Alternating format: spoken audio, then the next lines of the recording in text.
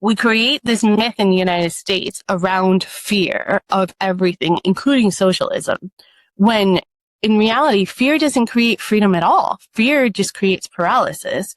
And social safety nets and socialist ideals is about protecting that safety net, protecting that foundation so you are able to build off of it someday. So why would anyone be against that? So in America, the word socialism isn't necessarily the same. Like, it's not a policy term, right? It's not something that people consider to be related to a specific entity or a specific policy. I don't know how else to explain it. It's more used as like a warning label against something, against an idea, against a thought process. Basically slapped onto anything that those in power, really the ruling class, think might threaten the whole idea of what America is about in the 21st century, at least. Probably has been lasting a little bit longer than just the 21st century, but we're going to focus on modern day for the purposes of this video. They basically want to slap socialism on anything that's going to threaten the current hustle culture that is in the United States. The idea that you're one bad diagnosis away from losing everything, and that you do not think of that as just being the price of having the freedom to live in the best country in the world.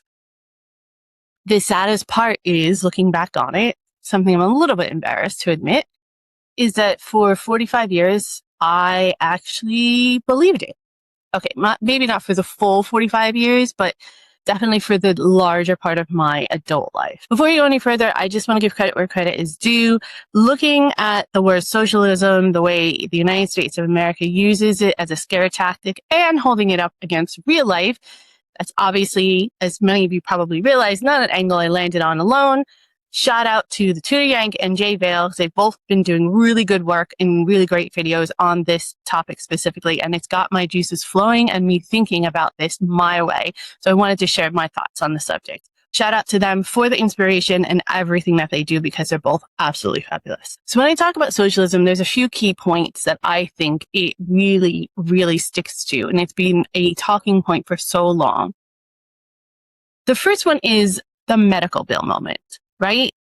Like, anyone who's lived in the United States or experienced any kind of medical care in the United States knows this feeling where you go for a doctor's visit, or you have some kind of procedure done, or you need some kind of medication, and part of you is just waiting for the other shoe to drop. You're waiting for the bill in the mail because you have no idea how much it's going to cost, whether or not your insurance is going to cover any of it. And you feel like checking the mailbox is almost like looking for a ticking bomb inside of it. You know it's coming. You know it's coming. And you just have this overrun feeling of anxiety every time that you look through the mail. Here in the UK, under a socialist system, you have an appointment, you get whatever you need done, or you get the medication that you need, and you leave. And even in some instances, you don't have to pay for the medication or the procedure at all. And in many cases, you don't even have to pay to see a specialist. That's it. You go make the appointment, which sometimes can be difficult. You might have to wait a little bit. And sometimes, the care isn't exactly what you would want or expect, I guess. Personally, I have not had any issues with the NHS. I've never had any negative experiences, but many people have told me some stories, some very horrific, about their care with the NHS system. And just like anything else, it is not perfect, and it definitely needs revamping and retooling, and definitely needs more resources to make it what it could actually be. But I remember having a couple procedures and needing medical care and really waiting. Even now, sometimes I find myself thinking about how much something is going to cost whenever somebody brings something medical up.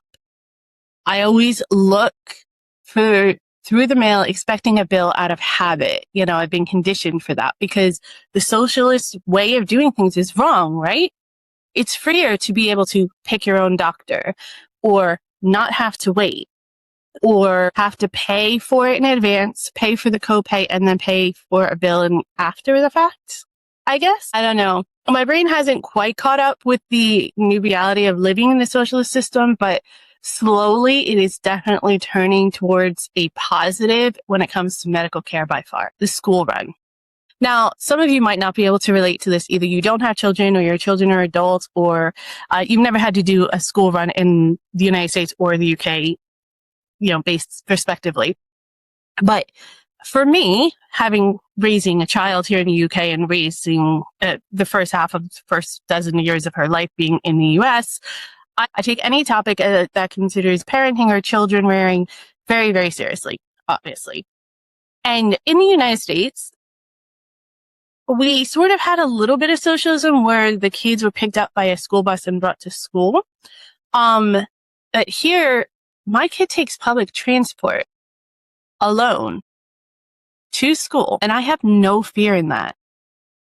It's kind of a socialist program, right? Public transport, when you think about it. I know in the UK, or I believe in the UK here, it is privately run, but it's still kind of a social program to allow people to have access to transportation. But I don't have to worry about armed police in the hallways. I don't have to worry about any medical detectives. I don't have to worry about active shooter drills, teaching my child what to do if someone opens fire in their classroom or school. And I'm sorry, but that is the part that actually connects to the word socialism for me. Funded public systems, safe transit, resource schools, and a society that decided to protect its kids instead of arming its hallways or giving them bulletproof backpacks. I mean, it gets waved off as socialism back home in the US, but here it's more of an ideology. It's an automatic common sense response to a horrific event that happened many years ago here in the UK. And in the US, we accept that it's okay for children to die. For me, I'll take socialism over that any day. Now, there's a huge myth in the United States of this American dream. It's not a myth. I think it was actually true at one point when the country was actually extremely prosperous and very, very focused on socialist issues, and ironically. But I think that the myth that they portray, that safety nets tend to kill ambition, it's just completely false. I've found the exact opposite living here in the UK. The reality of my life and my experience is that I spent most of my life in the United States in a fog of constant hustle, constant survival mode, always braced for the what if coming around the corner, and always wondering if it was going to break us. See, the thing is about living under a fog like that, and especially when you're raising children, I feel like in a fog like that, it doesn't really leave room for you to grow in any way. It doesn't leave room for you to actually build anything unless you are considered the exception in some way or exceptional in some way. I didn't really understand that until I got out of the fog. I mean, ironically, I came to England in order to get away from the fog. Go figure.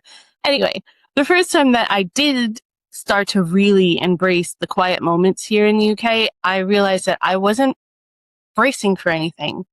I wasn't over vigilant every time I went out the door. I wasn't scared and nervous of talking to strangers or asking for help or getting on a train or a bus. And it was in those times that I actually started asking myself, okay, what do I actually want to do with my life?